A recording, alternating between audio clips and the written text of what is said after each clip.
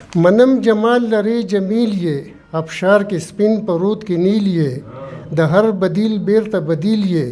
د کونړ سیند د ډیر بخیل یې دا ستا په غاړو ګلان ټول له تندې مرینه او نظم دی د کونړ سیند نه څو ګیلې د کونړ سیند ګیلمن یو درنه د کونړ سیند ګیلمن یو درنه که هر څوک ران راته له ځانه یې ته دلته همیش موږ سره بد کړي تا بل ځای په بل چا مهربانه یې ته دلته همیش موږ سره بد کړي تا ورانې لا څه چې سازې کړې ورانې د چا د دشتو آبادۍ لپاره زمونږ للمې او جونګړې ورانې دا هم دا ستا شان سره نه ښایي چې موږ ته تورتم بل ته رڼا ورکوي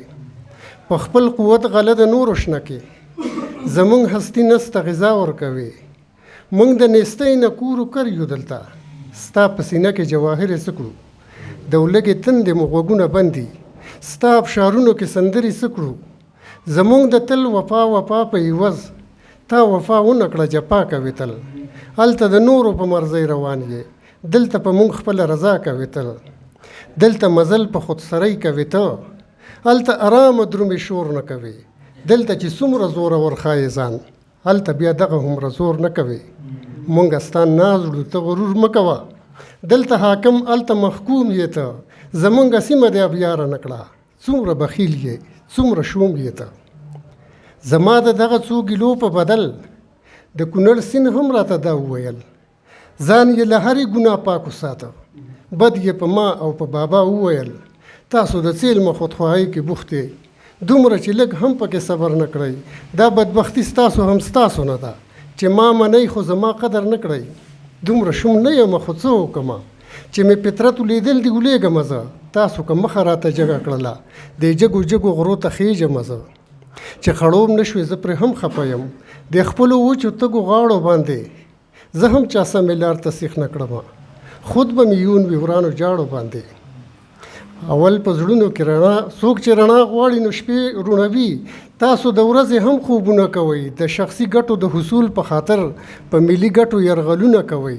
اول په زړونو کې رڼا راولئ دا تورتمونه د نفرت ختم کړئ د خپلې پوهې او شعور په حکمت په ځان مراج د جهالت ختم کړئ هله به زه ستاسو په کار راشم چې تاسو هم زما په کار راشئ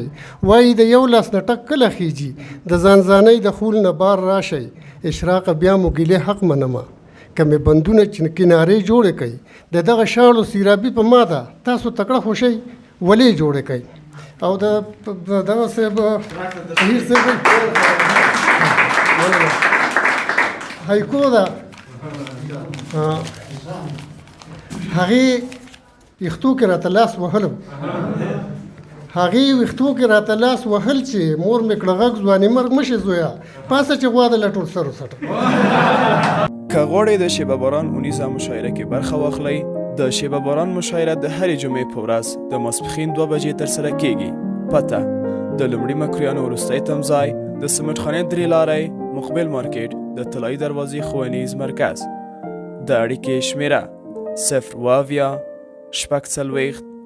اته څلوېښت 101